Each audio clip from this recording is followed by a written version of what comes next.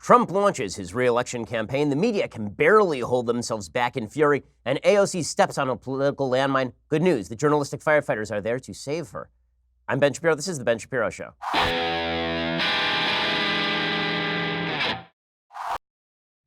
I'll admit it to you, I'm already tired from this news cycle. I mean, it's a Wednesday, and it feels like it should be a Friday. Maybe that's because yesterday I discovered that my 3-year-old son knows the word damn it.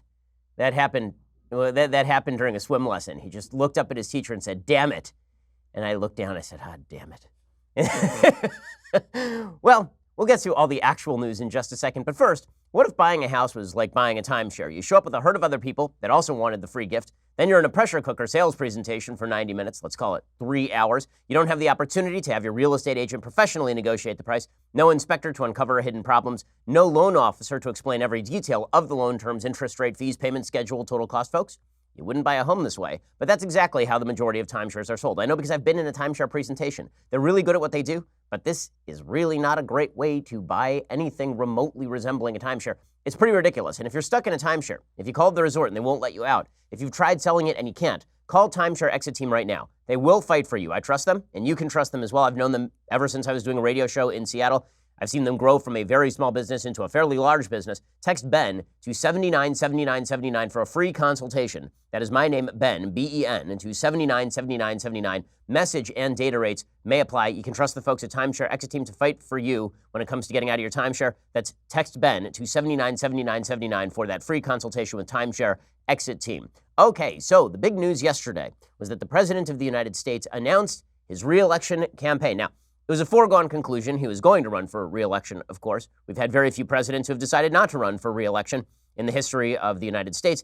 Obviously, LBJ in 1968 decided he wasn't going to run for re-election. He'd already been serving for 5 years by that point. And we've also seen folks like James Polk not run for re-election, Calvin Coolidge. But it's very rare for a sitting president to decide not to run for re-election. Trump obviously was never going to do that. The man is a fighter by nature.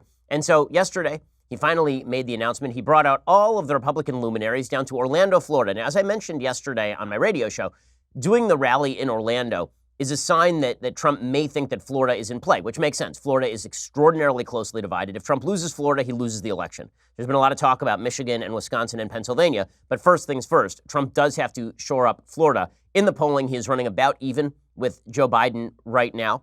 There's not a grave indicator for Trump that Florida is lost to him at this point. If it were, the election, as I say, would basically be over. He drew 20,000 people last night. 20,000 people, a stadium full of people.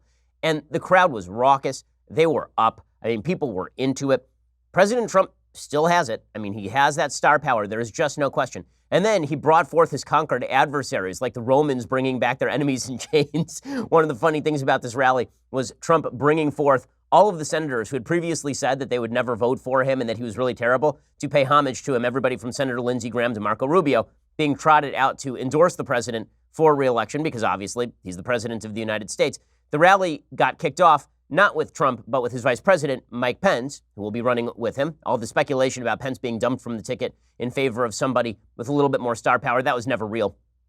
He was speaking at the Amway Center. Here was Mike Pence talking about illegal immigration and the fact that the Democrats are stumping against illegal immigration. This is going to continue to be a hot-button issue for a huge number of Americans, particularly because Democrats are incredibly radical. And as we will see, their radical tendencies are leading them into a real cavern here. I mean, it's not going to go well for them on immigration so long as they are led by the radicals in their party like Alexandria Ocasio-Cortez. We'll get to that in just a little bit. But here is Mike Pence making the strong case in favor of a secure border.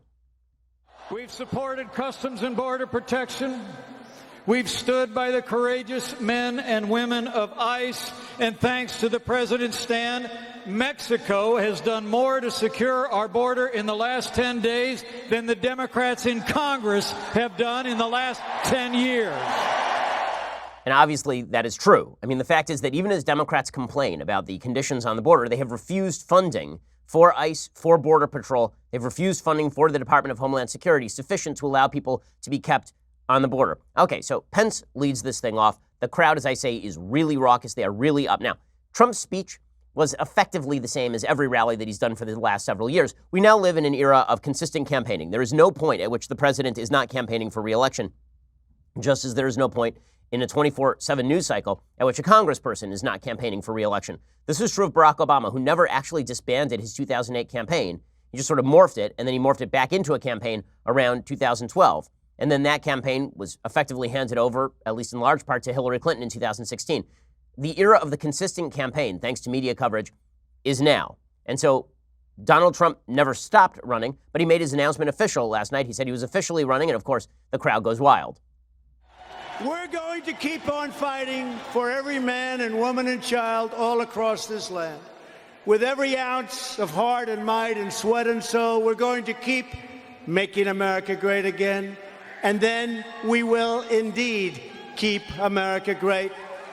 We will keep it so great. Better than ever before. And that is why tonight I stand before you to officially launch my campaign for a second term as President of the United States.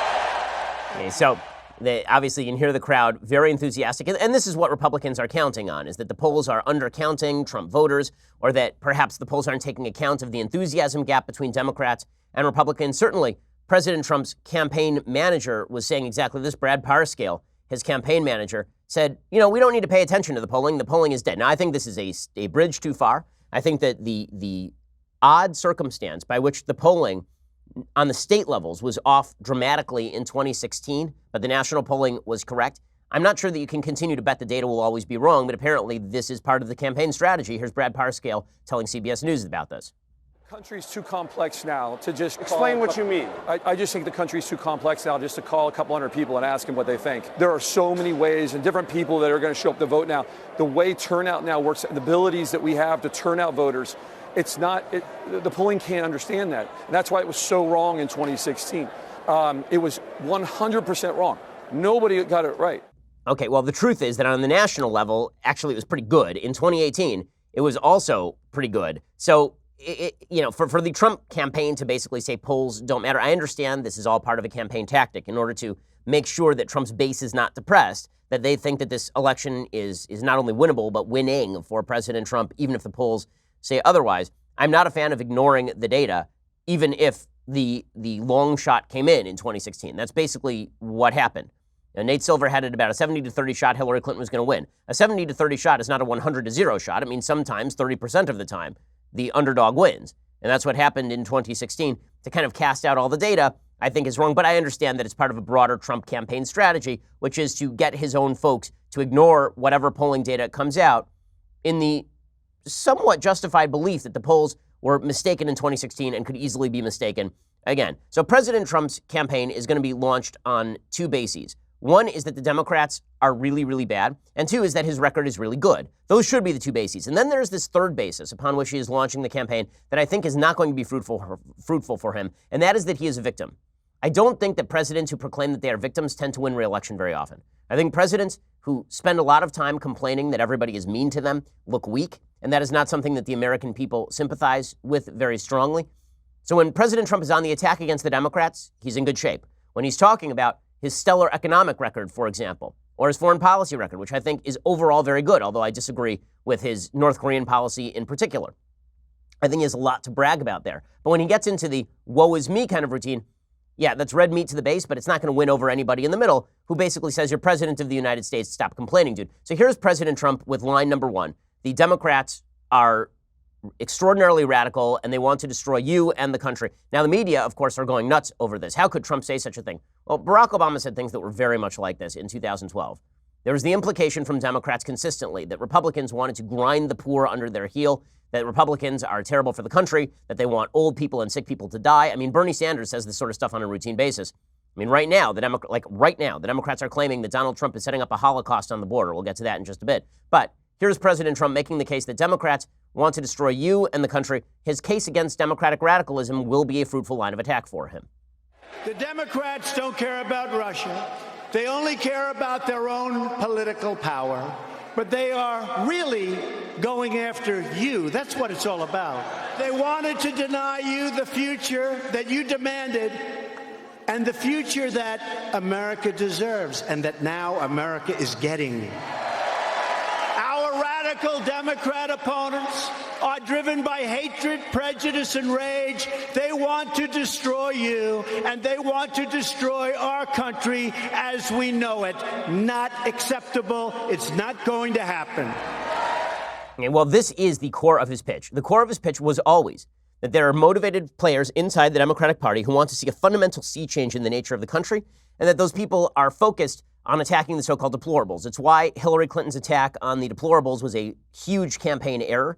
There's been this burgeoning sense inside a large part of the country that Democrats sneer at a huge number of Americans, going all the way back to Barack Obama suggesting that people in the middle of the country were bitter clingers who were focused on gods and gun and xenophobia because they were poor and stupid.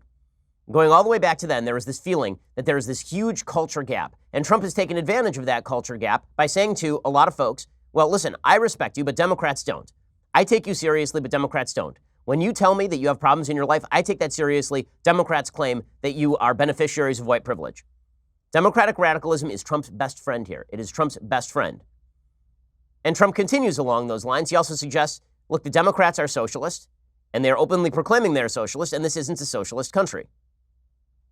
More than 120 Democrats in Congress have also signed up to support crazy Bernie Sanders' socialist government takeover of health care. They want to end Medicare as we know it and terminate the private health insurance of 180 million Americans who love their health insurance. America will never be a socialist country. Again, his attacks on Democrats are going to be a fruitful line of attack because Democrats don't know what to do with it. Many of them want to double down on this. And then some, like Joe Biden, don't know whether to double down or whether to run away from it. We'll get to Biden in just a second, who's experiencing another campaign gaffe. Again, I think his campaign is much weaker than advertised. We'll get to more of that in a second. First, I know a lot of folks, people of my generation, who have an enormous amount of student debt. That is not uncommon at all. And it can saddle you. It can really make your life miserable. Millennials have 3 times as much student debt as their parents, which is a problem. But you can get your student loans right by refinancing those loans with SoFi. SoFi is the leading student loan refinancer in the United States. They've refinanced hundreds of thousands of student loans. It's fast, it's easy, it's all online. You can check your rate in 2 minutes and lock in a fixed low rate. This matters because you may be 10 years out of school and still have $500,000 in debt. Now you can't buy a house. You may need to refinance that debt. Refinance with SoFi because it could save you money. By lowering your interest rate or choosing one of SoFi's flexible terms, you could end up saving thousands of dollars. When you refinance your student loans with SoFi, you also get access to SoFi membership, giving you access to exclusive benefits to help you get ahead with your money, life, and career. Lock in that fixed low rate today at SoFi.com/Ben. That's SoFi.com/Ben. SoFi Lending Corp. CFL number 6054612. Go check them out right now at SoFi.com/Ben. And go check out what kind of low rates you can get on refinancing that student loan. That's SoFi.com/Ben. Okay, so President Trump launched his first line of attack. Democrats are going to be terrible for the country, and they have a different vision. Fruitful line of attack. His second line of attack is, I've accomplished a lot of things. And he talked about the economy a little. He talked about that, but that's not really where Trump's heart lies. He's not talking about all of his accomplishments. His heart still lies in the applause lines. One of the problems for President Trump as a campaigner is that President Trump really enjoys being in front of crowds. That is great as a performer. And basically that's what Trump is, right? Trump is a performer. If you've ever been to one of his rallies or seen one of his events, he's a stand-up comedian. He's a stand-up comedian who stands in front of large crowds and tells jokes and delivers applause lines. And so he goes back to sort of the tried and true old standards here. Here's a mashup of his various hits. Many times I said we would drain the swamp, and that's exactly what we're doing right now. We're draining the swamp. Just in case Hillary Clinton lost. Remember the insurance policy.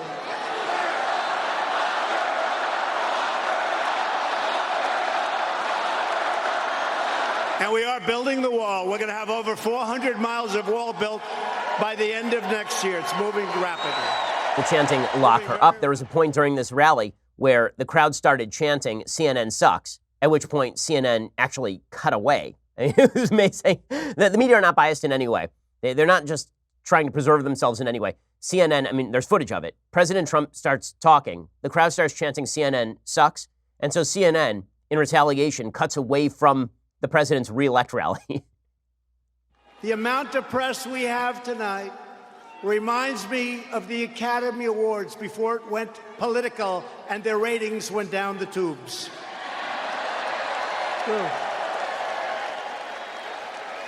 This was our chance to reclaim our government. All right, we've been watching the president kick off his re-election bid. He's been on stage for about 6 minutes. Within 2 minutes, he did talk about the economy, but within 4 minutes, it was attacks on the media. And that's unacceptable, according to CNN. We'll get to the media in just 1 second, their reaction to all of this. Now, as I say, Trump's third line of attack, so it's accomplishments, Democrats suck, and his third line of attack, which is, I'm a victim. And this is the one I don't think is going to be particularly fruitful for him. Republicans who claim that they are the victims generally don't do well, and it makes you unpopular. Hillary Clinton made herself deeply unpopular by suggesting that she was a target of a vast right-wing conspiracy. People who tend to claim victimhood at the highest level of politics, they don't tend to do great. Here was President Trump yesterday suggesting that while Hillary Clinton's deleted emails were not a big deal, if he deleted a love note to Melania Trump, he would be fair game. Can you imagine if I got a subpoena?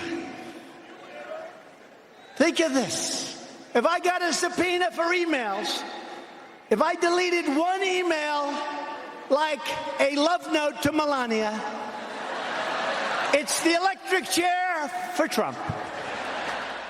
Okay, it's funny. It's also not going to be particularly fruitful. So the president needs to stick to the first two messages if he hopes to win re-election. Message number one, Democrats are going to take us in the wrong direction. Number two, you may not like me personally, but I've taken you in the right direction. Your pocketbook looks good. We look better on foreign policy. Right, that is going to be his re-elect pitch. Okay, so the media reacts to all of this with astonishment. Astonishment. So Trump actually raised, in the first day of his re-election, according to the RNC, he raked in nearly $25 million in campaign contributions, according to the chairwoman of the RNC. Ronna McDaniel wrote on Twitter that he had raised $24.8 million in less than 24 hours. By contrast, Joe Biden, since the launch of his campaign, has raised a total of $19.8 million. So Trump raised more in one day than Biden has in the course of his campaign. Now, obviously, that is not a complete apples-to-apples comparison. The fact is that Trump is the nominee on the Republican side, or will be the nominee on the Republican side, whereas there's a lot of Democratic money that is split among various contenders. Probably there's been some $50 to $60 million already split amongst the various Democratic contenders at this point. Still, that is a massive showing in the first day. According to Politico, if it represents a first-day fundraising total for the campaign, that would nearly quadruple the $6.3 million that former VP Joe Biden raked in within his initial 24 hours as an announced 2020 White House contender. Chris Cuomo was astonished by the size of the crowd at Trump's rally, 20,000 people showing up. The media still don't understand that there are a lot of people who kind of like President Trump, that he, in fact, did win 63 million votes in the last election cycle, and that he is very popular with the base. He has 90% approval rating among the base. Here's Chris Cuomo. Can't believe it.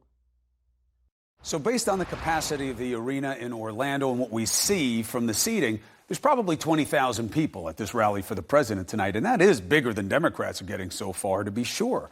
Is the size of the rally suggestive of the 60 million plus votes needed to win the next presidential election? No, maybe not. But it has to mean something. That as Democrats are playing these little clubs in Iowa and New Hampshire, Donald Trump is playing arenas. Okay, well, obviously that is true. CBS News was also reporting on the size of the crowd. They reported that people were coming all across America to watch Trump's re-elect kickoff. There was a day-long festival there outside the arena where supporters of the president were gathered, and there were reports about this time last night that there were already a handful of people who had been waiting for hours to get a seat in the venue, a sign perhaps of the sustained support for the president there in Central Florida. Okay, so the media are very nervous about President Trump, and their nervousness is coming out in the most radical possible way. They're reverting to the Donald Trump is Hitler line. So Don Lemon, along with Chris Cuomo, so two blocks of wood on TV, Don Lemon suggests that President Trump is just like Hitler in the sense that Hitler also had Jewish grandchildren, moved the U.S. embassy to Jerusalem, and was generally philo-Semitic. In that way, exactly like Hitler. Here's Don Lemon making this idiotic case. As an objective news anchor on CNN, he's so objective. He and Chris Cuomo, the level of objectivity is stunning. Think about the despicable people we've had in history. Okay, now I'm going to use an extreme example. Think about Hitler. Think about any of those people. Would you say that that person is allowed, or let's put it this way. If you could look back in history, would you say, well, I'm so glad that that person was allowed a platform so that they could spread their hate and propaganda and lies? Or would you say it probably wasn't the right thing to do to spread that because you knew in the moment that that was a bad person and they were doing bad things? Not only were they hurting people, they were killing people. Okay, he was specifically talking about whether the network should be airing the speeches of the President of the United States he just compared to Hitler. Man, the journalism at CNN, I can't imagine why people at Trump rallies shout CNN sucks. Just can't imagine it. Why would they do such a thing? With journalism like that, just getting the journalism everywhere? I mean, it's incredible. It's an incredible showing of objectivity and journalistic firefighting by our media establishment. And listen, they're just doing their jobs, guys. I mean, come on. They're just sitting there fact-checking President Trump in real time. They're just there ensuring that President Trump doesn't dissimulate. He doesn't lie. He doesn't dissemble to the American people. That's what they have to make sure of. They will put little chyrons at the bottom of his speeches saying that what he's saying is not true. They are making sure that the fact-checking is tuned up to 11. They're dispassionate arbiters of the truth who are standing up for the American people. That's what Jim Acosta says, and I believe Jim Acosta because Jim Acosta is a model citizen when it comes to journalism. Now, I know, this is all incredibly stupid. I mean, members of the media overall despise President Trump. They despise Republicans. They despise conservatives. It oozes from their every pore. And if you don't believe me, all you have to do is watch their coverage for about 24 hours. That's it. All you have to do is watch their coverage for a grand total of approximately 24 hours. And contrast their coverage of, say, a Democrat who says things that are untrue and stupid on a routine basis with their coverage of President Trump. Now, President Trump says a lot of things that are untrue and ridiculous, and I call him out on those things. When Democrats do it, the media treat it as though Democrats are just good-hearted people trying hard to do the right thing, while President Trump is a Hitlerian liar. Case in point, AOC. We'll get to her in just 1 second. First, there are a lot of people who are trying to use your data and make money off of it. Basically, all the social media companies do is take your data and then make money off of it. Well, why shouldn't you control your data and make money off of it? Big Token is a new app. It lets you share data about yourself, your interests and your habits, and then you get paid for it. Right now, you share an enormous amount of information with tech companies. They make money off of it, so should you. This is where Big Token comes in. Here's how it works. First, you download the app and you sign up for a free Big Token account. Next, you complete actions to earn points. Actions include answering surveys, checking into locations, connecting your social accounts, and more. Then you can redeem your points for rewards like cash and gift cards or donate your earnings to charity. You choose what data you share with Big Token, and then you get paid for it. The surveys in the app will ask general questions about your demographics and lifestyle and specific follow-up questions based on what you answered. You can also get more points for referring friends and family. Your data is always secure in Big Token. So if you want to start earning money for your data, go to the App Store or Google Play, search for Big Token, that's BIGTOKEN, that is one word. Download the app and sign up right now.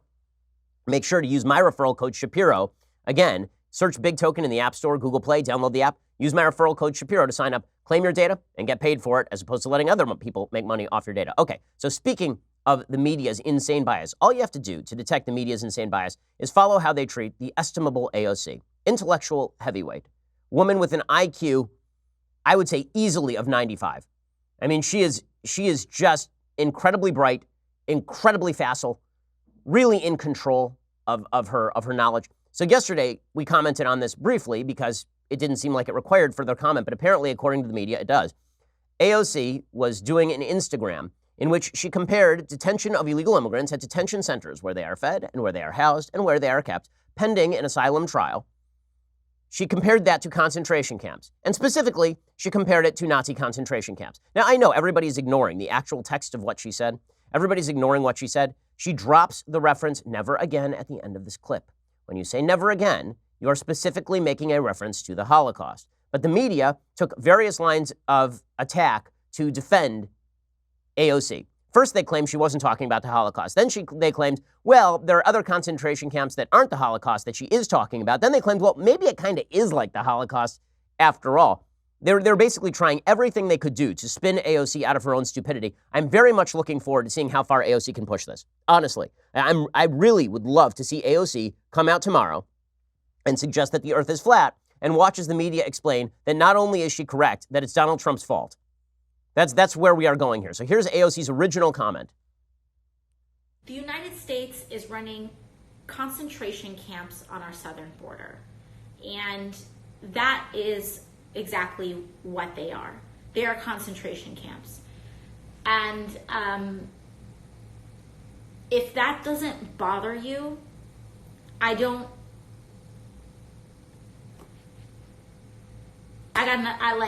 we can have, okay, whatever. I want to talk to the people that are concerned enough with humanity to say that we should not, that never again means something. Okay, she drops in never again reference because she's obviously talking about the Holocaust. Like, whatever. Yeah, like what? I'm so historically knowledgeable. Like, but yeah, sure. Okay, so then she tweets this out. Okay, just to be clear, she tweeted this out also. She tweeted, this administration has established concentration camps on the southern border of the United States for immigrants, where they are being brutalized with dehumanizing conditions and dying. Okay, number one, the deaths that are happening at the border are not due to Border Patrol. Border Patrol is being delivered people who are very often in seriously sick conditions, and then they are doing their best to care for those people despite underfunding caused by Democrats who will not sign a check for additional beds and better conditions, because what Democrats want to do is force bad headlines so that Republicans and law enforcement will release people into the interior of the United States where they disappear and don't show up again. That is the goal. It's absolutely cynical and disgusting. AOC then tweets out, and for the shrieking Republicans who who don't know the difference, concentration camps are not the same as death camps. Oh, tell me, AOC. Tell me all about it. Drop some historical knowledge on me, AOC, about concentration camps and the Holocaust. She says concentration camps are considered by experts as the mass detention of civilians without trial. No, that is not what concentration camps are considered by experts. And when you put it in scare quotes, you might want to quote the expert you're talking about so we can dispute this. If all the concentration camps were detention of civilians without trial, you know what we would call those? Jails. That's what jails are.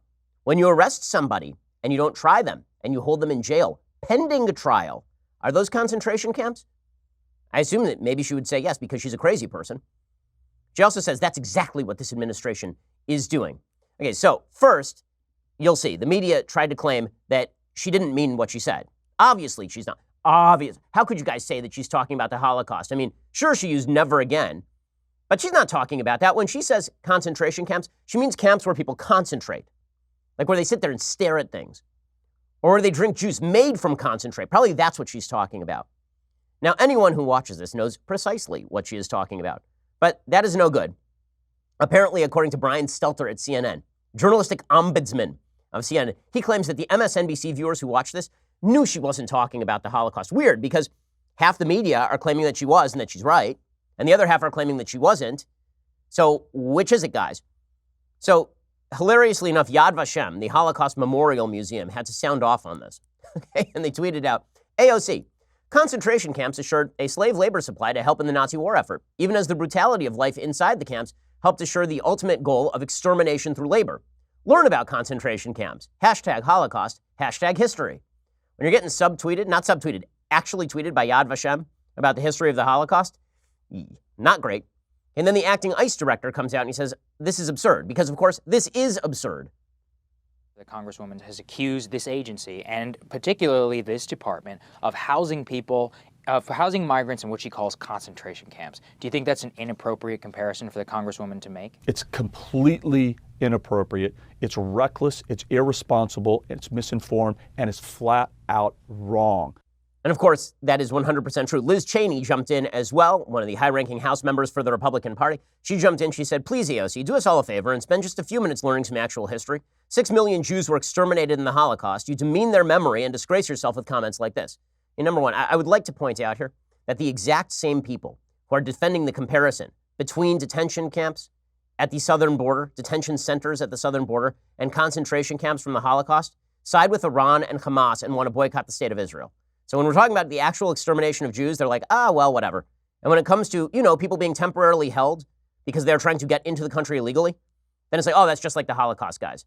Talk about trivializing the Holocaust, that would be it. And it's amazing the lengths to which people will go to spin this thing. So somebody pointed out yesterday, one of the differences between the detention centers at the border and the Holocaust and concentration camps generally is that usually concentration camps don't involve people trying to get into the country. The Jews were not fleeing to get into Germany.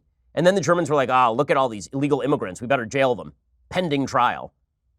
Mostly the Jews were trying to get out because they were being slaughtered and exterminated. Well, my favorite part of this is that AOC then comes up with another line of attack. It's so funny. She comes up with these various lines of attack, and Democrats have to shift on the move to defend her because they're so stupid. I mean, what she says is so dumb. So she then tweets out, Liz Cheney says, when you're talking about concentration camps, lots of Jews got exterminated.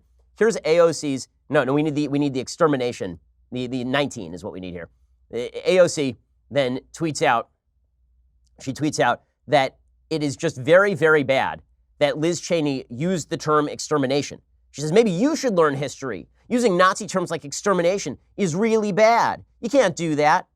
Yad Vashem just used the term extermination because that's part of history. Here is AOC responding to Liz Cheney. She used the term extermination, which is co-opting the language of that. That term implies that the people who died in the Holocaust, it doubles down on the rhetoric that justified it. And so I think it's, I think she's the one that needs to do her homework.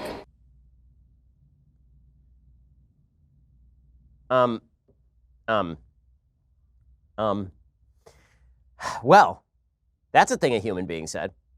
It is, I will say, she can perform incredible feats, AOC. Like, it is incredible to me that a human being can shove her head so far up her ass that it comes out her head again. And yet she apparently does it every day, and then the media cheer her on like seals. It's amazing. It's amazing stuff. Get to more of this in just 1 second. You wonder why folks don't trust the media? Maybe it's because they are fact-checking Hitler Trump in real time, but AOC is the beloved of the media. As you will see, CNN, which declared Trump Hitler, also says that AOC, who is trivializing the Holocaust, which is what she is doing here because she's an ignorant moron, that is actually not trivializing. She's a hero. We'll get to that in just a second. First, we're never going to agree on everything, but we can all agree that we could use more sleep. Getting a great night's sleep, it's easier and more affordable than you think. Now, you may think that you need a new mattress or sleeping pills or some other fancy schmancy thing. Instead, what you really need is to change the sheets. That's why you should check out Boll & Branch. Everything Boll & Branch makes, from bedding to blankets, is made from pure 100% organic cotton. It means they start out super soft, and they get even softer over time. You buy directly from them, so you're essentially paying wholesale prices. Luxury sheets can cost up to $1,000 in the store. Boll & Branch sheets are only a couple of $100. Everyone who tries Boll & Branch sheets loves them. Shipping is free. You can try them for 30 nights. If you don't love them, send them back for a refund. But you're not going to want to send them back. There's no risk, no reason not to give them a try. My wife and I have Boll & Branch sheets. They are spectacular. They're so good, in fact, that I can't even sleep on anything that's not Boll & Branch at this point. They basically ruined other sheets for me. To get you started, right now my listeners get $50 off your first set of sheets at bollandbranch.com, promo code Ben. Go to bollandbranch.com today for $50 off your first set of sheets. That's BOLL and branch.com, promo code Ben, bollandbranch.com, promo code Ben. Okay, in just a second, we'll get to more on AOC and her absolute ignorance and the media's willing, eager defense of her. Okay, in the words of some famous Twitter people, guys, she's not going to date you. Okay, but we'll get to that in just 1 second. First, let me remind you, we are taking our Backstage live show on the road for a very special one-night-only event, August 21st at the Terrace Theater in Long Beach, California. That is correct. I, the God King Jeremy Boring, Andrew Klavan, Michael Knowles for some reason, even more important than Knowles, the Daily Wire merchandise table will be there live. I mean, the table won't be alive. It'll be dead. But we will be there live, except for Knowles, hopefully. We'll talk politics, pop culture, and my favorite part, answer your questions live from the audience, which is always the best part. Plus, people will be pontifical. They'll smoke cigars and be genuine asses. Tickets go on sale to the public this Friday. But today through Thursday, only Daily Wire subscribers get exclusive pre-sale ticket access, which is one of the reasons you should subscribe. Become a subscriber, get your tickets today. Come join us for a fantastic event, or at least a mediocre event I'm forced to be at. So come join us, become a subscriber, and at least hang out with me, guys. I mean, if I have to be there, at least give me some company other than these guys who I see every day. I mean, seriously. Yeah, also, you should subscribe because there's all sorts of goodies, 2 hours additionally every afternoon. We have all sorts of goodies behind the paywall. For $99 a year, you get this, the very greatest in beverage vessels, the leftist tears hot or cold tumbler, which is just like a concentration camp, according to AOC, because it's a tumbler that holds things. So you should probably go check that out as well. $99 a year. You get all of those glories. Also, you're helping us out.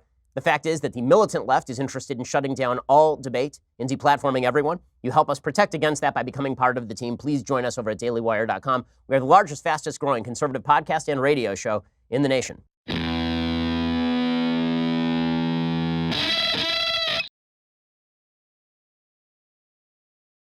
Alrighty, so it wasn't just Yad Vashem which sounded off and told AOC that she is wrong.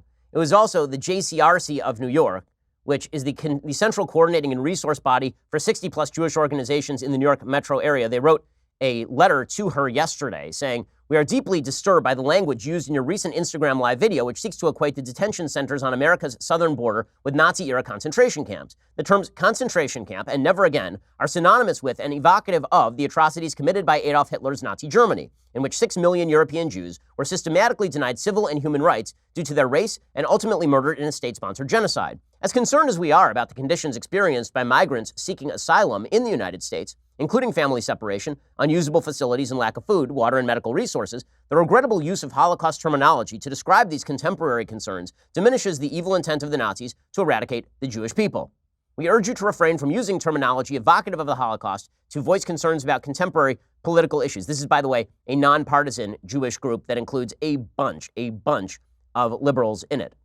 Okay, and that didn't stop the media. The media came out in full-scale defense of the idiocy of AOC.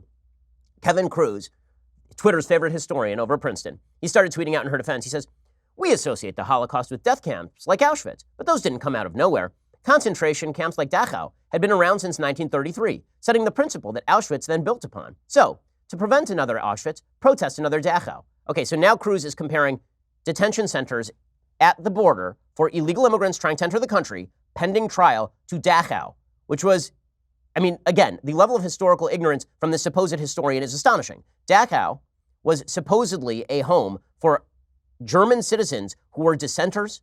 It was made a political detention center for political enemies of the Nazi regime as early as 1933. To compare that to what happened at the border is insane. It's insane. Okay, but this is what, don't worry, he's a historian, guys. Chris Hayes of MSNBC tweets out, "If you spend a few minutes learning some actual history, you will find out that concentration camps are different from death camps and have a history that both predates and extends far past the Nazis," which is, of course, why AOC used the term "never again," which is a Holocaust-specific term. I'm sure she was talking about the Boer War. Really, she's an expert on the Transvaal. She's an expert, AOC is, on the internecine warfare between the British Empire and the attempted South African Republic, and all. It goes back to the Boer War, guys. That's really, Chris Hayes is right on it, guys. That's what she's talking about. Then Jerry Nadler gets involved, the Democratic New York congressperson. He says, "One of the lessons from the Holocaust is never again, not only to mass murder, but also to the dehumanization of people, violations of basic rights, and assaults on our common morality. We fail to learn that lesson when we don't call out such inhumanity right in front of us." So I feel like Nadler here is losing the thread. So you got Kevin Cruz and Chris Hayes making the case she wasn't talking about the Holocaust and wasn't talking about Nazi concentration camps. And then Nadler is saying, no, she was talking about it, but it is like the Holocaust. You're going to have to pick a lane, guys. Was she misappropriating the Holocaust because she's adult, or was she exactly correct and Trump is actually incipient Hitler? Pick one. Well, Chris Cuomo picked a side. He says Trump is incipient Hitler. This is an amazing. So Chris Cuomo, again, brilliant, objective news anchor. Yesterday on CNN, he claims that concentration camps has no Nazi connotations. I'll be honest, I did not see that coming. But he says concentration camps have no Nazi connotations at all. But you know what does have a Nazi connotation? America first. So Donald Trump saying America first is just like the Nazis, but concentration camps is not a reference to the Nazis. So he's calling Trump a Nazi while saying that AOC was not calling Trump a Nazi because concentration camps have nothing to do with the Nazis. Okay. Makes sense. If you're crazy, here's Chris Cuomo on CNN. I say concentration camps because that's how they are defined internationally. That's what these are. I am not equating with stigma of the Nazis and the Jews. Leave that part aside. We all know what the connotation of concentration camps is. If we went out on the street and asked 100 random people, 99 of them would tell us, would give us an explanation or a definition that relates to Nazism. She used the phrase "never again," which we know is specifically linked to the Holocaust, to the Shoah, and that is disgraceful. AOC should apologize at the least and probably resign. One point of pushback before I get to you, Angela. You did not have similar problems with the phrase America first, which is equally stained, or the word nationalist, which is equally stained. No, Holy crap. The word nationalism is equally stained with Nazism? Truly? Nationalism is equally... Do you know how historically ignorant you have to be to believe that? Seriously? Nationalism, or the phrase America first, is equally stained with Nazism as concentration camps? Oh, our media. Guys, I understand that you're getting those massage oils ready. I understand that you desperately want to carry the drool cup for AOC. But my God, you wonder why your credibility is in the toilet? Maybe it's because you will bend yourself into pretzels that make the pretzel companies jealous in order to achieve the justification for AOC's stupidity. Honestly, I'm looking forward to seeing what other stupid crap AOC can say that you guys will defend, because apparently you guys will go all the way down this rabbit hole. Every inch of the way. It is unbelievable. Unbelievable. You keep doing this. It's great. It is, by the way, I will note also that AOC doubled down today. She changed her metaphor. Now it's no longer Nazi concentration camps. Now it's just like Japanese internment. So now we're going to get the Twitter historians today explaining that holding people who are illegally crossing the border pending a trial and pending an asylum that may let them become citizens or that may deport them to their home countries is just like interning Japanese American citizens of the United States without trial for years on end during World War II, which, by the way, was done by Bernie Sanders' hero, FDR. It's exactly the same thing. Okay. Meanwhile, the Democrats are trying to counter all of this with Joe Biden. So it's chaos on that side of the aisle. Donald Trump is not a popular man. Just by poll data, Donald Trump is not popular. But I'll tell you what's not going to help you. The media chasing AOC like a desperate fan craving attention on the one hand, and Joe Biden on the other hand. So Joe Biden has himself in trouble again today because it is a day ending in Y. He did a campaign riff yesterday, apparently, when he was in the Senate. He talked about when he was in the Senate. He said that he would occasionally cut deals with segregationists. He said, I was in a caucus with James O. Eastland. And then he launched into a nostalgic riff about the good old days when senators could argue with each other, but still compromise. And this is driving people up a wall because what he said is, yeah, there were some bad people, but we still came to compromises, and that's what the Senate is all about. You are not allowed to say these things. You're not allowed to say them.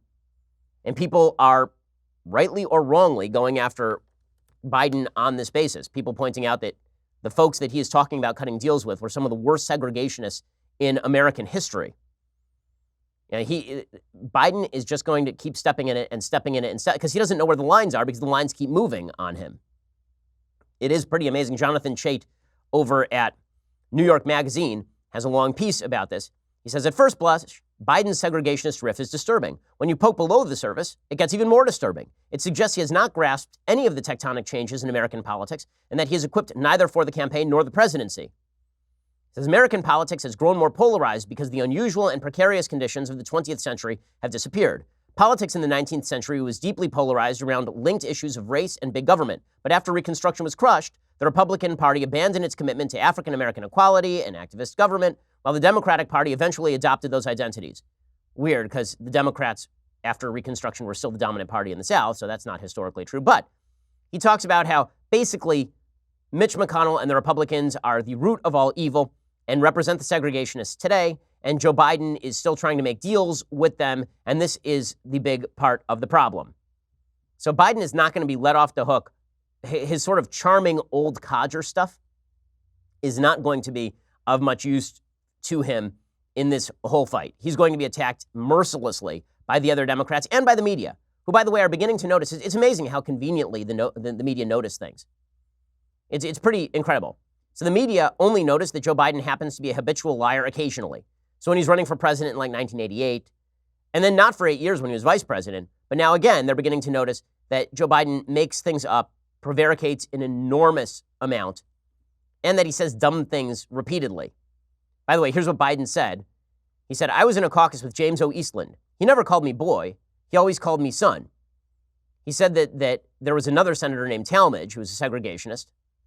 That would be Herman Talmadge of Georgia. He said, Talmadge was one of the meanest guys I ever knew. You go down a list of all the guys. Well, guess what? At least there was some civility. We got things done. We didn't agree on much of anything. We got things done. We got it finished. But today you look at the other side and you're the enemy, not the opposition, the enemy. We don't talk to each other anymore. Okay, and this apparently is Joe Biden being too easy on segregationists, despite the fact that he said he didn't agree with the segregationists, but that in the Senate you make deals. This is not good for the Democratic Party. And the New York Times comes after him on that basis. We are also going to see the New York Times come after him on the basis of the fact that he tells stories that are not true. Joe Biden makes up fish stories routinely.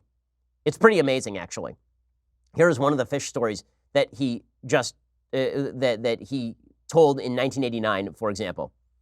Biden wrote about this in 1989. He says that he moved into the office of an old senator named Stennis, who's a segregationist. And here's Biden's story. He walked in, and Stennis said, "You see this table, Joe? This table was the flagship of the Confederacy from 1954 to 1968. We sat here, most of us from the Deep South, the old Confederacy, and we planned the demise of the Civil Rights Movement. And we lost. And, Joe, now it's time that this table go from the possession of a man who was against civil rights to a man who was for civil rights. The Civil Rights Movement did more to free the white men than the black men," Stennis said, according to Biden. He could see me looking at him confused, and he pounded on his chest and said, "It freed my soul." Does anyone actually believe that this happened? Okay, this never happened.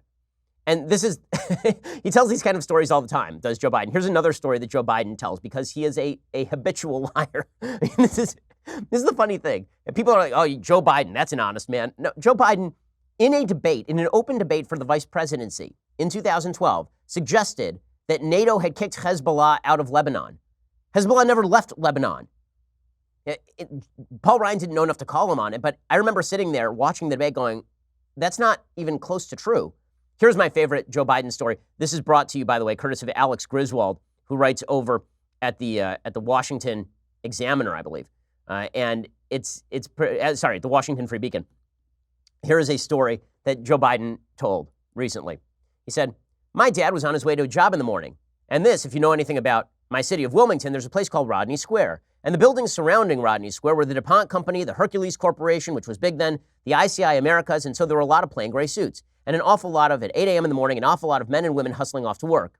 And we were stopped at the light. 2 men on the right, very well-dressed men, obviously, business people, who working for either Hercules or DuPont turned and embraced one another and kissed each other, and they went their separate ways. I'll never forget. I turned and looked at my dad, just looked at him, and I'll never forget what he said. He said, 'Joey, they love each other. It's simple. They love each other. It's simple.' That's what this has been about all from the beginning."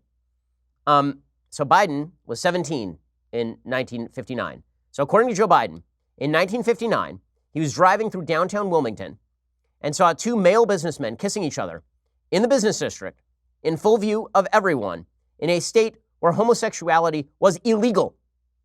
And his Irish Catholic dad, media writes about this, who was born in 1917, saw the 2 men kissing and turned to his son and said, "Joey, they love each other." If you believe this story, this is because you are dumb. Okay, Joe Biden tells these sorts of stories all the time. He's going to fall apart. He's going to blow up on the launch pad, but not because he's dishonest. He's been dishonest for a long time. He's going to blow up on the launch pad because the media are going to start treating him the way they treat Trump. There's only 2 types of treatment from the media. There's the AOC treatment and there's the Trump treatment.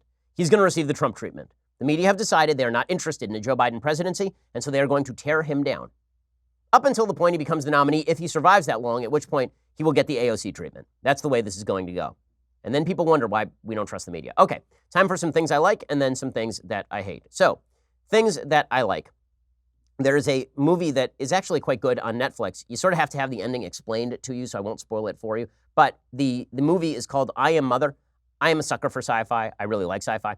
And the basic premise of the movie is that there is a robot in the future that is raising a baby in a condition in which all of humanity has died out. So it's in a bunker.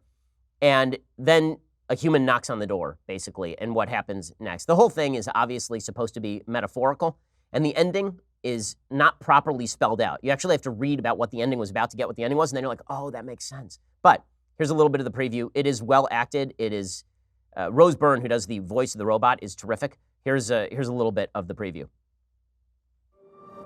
Why aren't there any more children, Mother? There used to be. Then why did you only make one? Mothers need time to learn. This facility was designed to give humanity a second chance. One that began with you. Daughter. The path will not be easy. The world outside is lifeless. But I made you into the woman that you are so that we could do this together. Okay, so unintentionally, this is one of the most pro-life movies ever. unintentionally, like completely unintentionally. There are a bunch of fetuses and embryos that are in early stage development, and there is the opening sequence shows the robot taking an embryo and then putting it in an artificial womb and it growing. There's no way to look at that and not say that this is a human life. There's just no way to do that. They didn't mean to do this, I think, when they made the movie, because no one in Hollywood would ever mean to do this. But there's a whole debate over, I mean, the girl basically at one point turns to the other human and says, I need to go save my brothers and sisters. And they haven't been born yet. I mean, from the images, they're probably 10 weeks old, maybe 9 weeks old. Unintentionally, it's a supremely pro-life movie. If they found out about this, they'd probably pull the movie. It is that pro-life. But go check it out. I Am Mother. And then go read up on the ending, because the ending does make a lot of sense, but only when it's explained to you, which means they should have written it a little differently. You know, you shouldn't have to have endings explained to you. But in any case, go check it out. It's really good. And honestly, well done, Netflix. Okay, time for some things that I hate. So a couple of things that I hate today. So we begin with slavery reparations. So the House Democrats are going to hold another one of these showpiece routines where they bring in Ta-Nehisi Coates and Danny Glover to talk about slavery reparations. Now, Ta-Nehisi Coates has written this essay about slavery reparations. I've gone through it on the show before. It is wildly overpraised. Basically, it just talks about how much black people have suffered thanks to slavery. 100% true. All of that is true. Also, he's provided no workable framework for reparations. Who should receive? Who should give? What should the cutoff be? How exactly should all of this work? How much do people who are not involved in slavery owe people who are also not slaves and haven't had ancestors who were slaves for about 150 years? How does this work? House Democrats are going to hold a hearing on this, and it will basically be anybody who opposes slavery reparations is racist. How do we know this? Because Mitch McConnell was asked about reparations. Here's what the Senate Majority Leader had to say. Yeah, I don't think reparations for something that happened 150 years ago, for whom none of us currently living are responsible, is a good idea. We've, tried to deal with our original sin of slavery by fighting a civil war, by passing landmark civil rights legislation. We've elected an African-American president.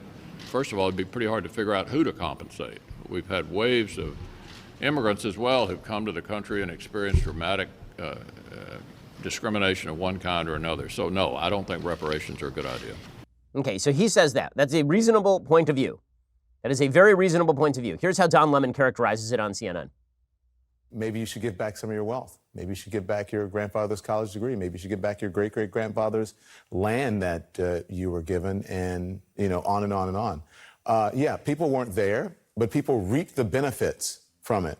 And that is the whole point of the matter. And social programs are not reparations. He is conflating the two and, again, misleading the American people, as has so often been done, especially within the last couple of years. His argument is simple-minded. It's stupid.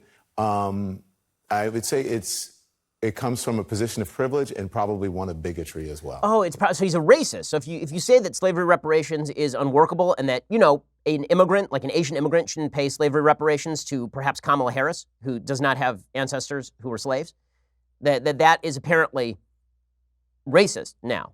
And Don Lemon definitely deserves reparations, because Don Lemon makes, $3 million a year? Something like that. So clearly, the poor white guy in Appalachia should be paying reparations to Don Lemon for the fact that 150 years ago, Don Lemon's great-great-great-great-great-grandfather might have been enslaved by somebody who once knew the great-great-great-great-great-great-grand-uncle of the guy in Appalachia.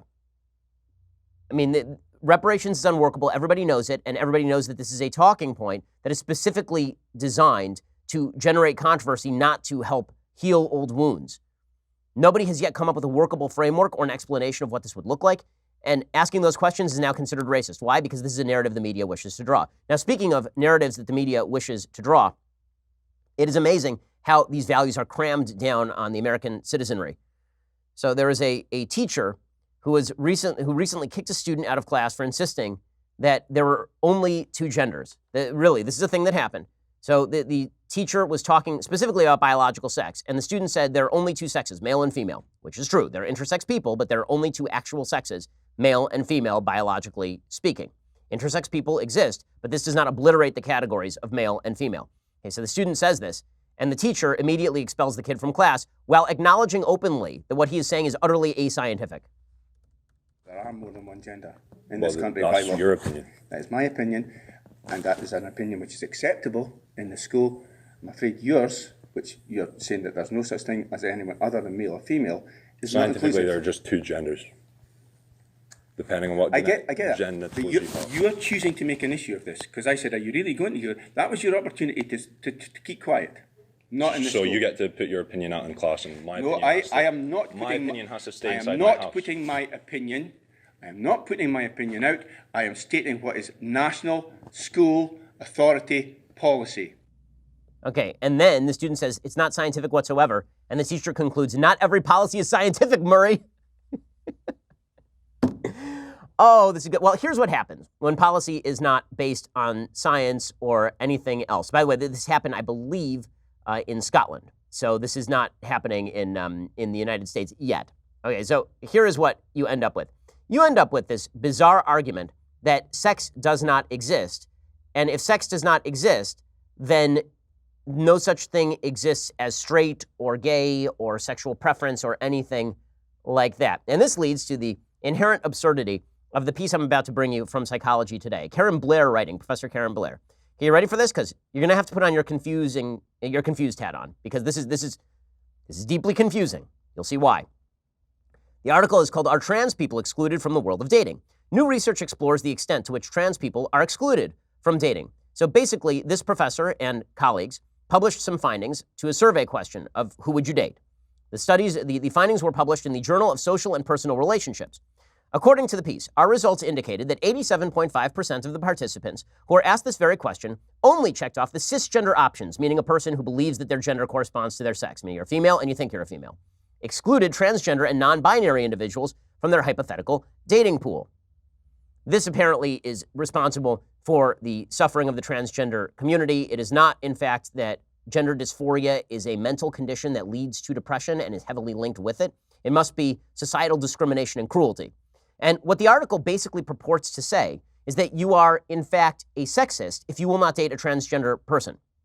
So they say, while only a very small minority of cisgender heterosexual individuals were willing to date a trans person, a much greater percentage of individuals who identified as bisexual or queer provided inclusive responses. Now listen to this take. One reason for this may be that individuals with queer or bisexual sexual orientations are already looking beyond gender in many ways when selecting a person to date. Well, I have another alternative to this idiotic take. Here's the alternative. If you're a cisgender heterosexual, if you're a man who thinks you're a man and you're heterosexual, you would like to have sex with biological women. And if you present me with a biological man who says he is a woman, I will not be attracted to that person because I am a heterosexual man who's attracted to physical women, to actual biological women. Whereas if you are bisexual, you don't care, do you? Because you're attracted to both sexes. So it's not that cisgender heterosexual individuals are bigots. It's that they are attracted to exactly the people they say they are attracted to. And that's not bigotry. That's called human evolution and biology, which has led to the progeneration of the species. But we're so stupid now that we have reached a point where if you are a man who is straight and you say you will not date a biological man who says he is a woman, then this makes you gay or bisexual, right? Because the biological man who says he is a woman is actually a woman, according to the left. So if Bob over there, the 300-pound hairy dude, if that guy says he's actually Cecile, and you're like, no, not interested. You're gay, man. You're gay. If you're not into Bob, you're gay. Because Bob is actually Cecile, even though he's 300 pounds hairy and has a penis. You are gay. I'm sorry to tell you this. If you don't sleep with that physical dude, you are a gay man. Because he's actually a woman. Okay, this is what happens when you conflate gender. This is what happens when you separate gender from sex and say they are absolutely malleable. Sex is not gender. You can identify however you want. And then you merge them back in. And you say, no, sex is actually gender. So this is what happens when you say you can be a biological man and your gender is a woman, but also trans women are real women.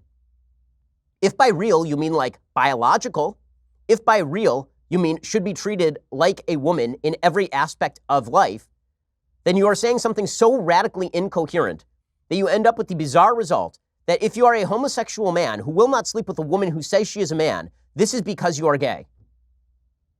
What? now this is because you are straight, actually. So again, to take the counter example, you're a gay man.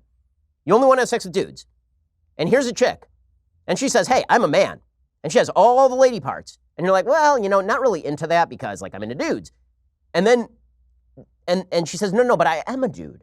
You're like, no, but not like biologically. Bigot. Not only are you a bigot, you are straight secretly. You're straight. If you don't want to have sex with a woman and you're a man, it's because you're straight by this perverse logic. We are so disconnected from anything remotely approaching reality at this point that there is no way for us to even have basic conversations. If words just have no meanings, this is how you get to where we are. And it's absurd in the extreme. Okay, well, we'll be back here a little bit later today with 2 additional hours of content, plenty more to talk about. Plus, we'll be back here tomorrow. As always, I'm Ben Shapiro. This is The Ben Shapiro Show.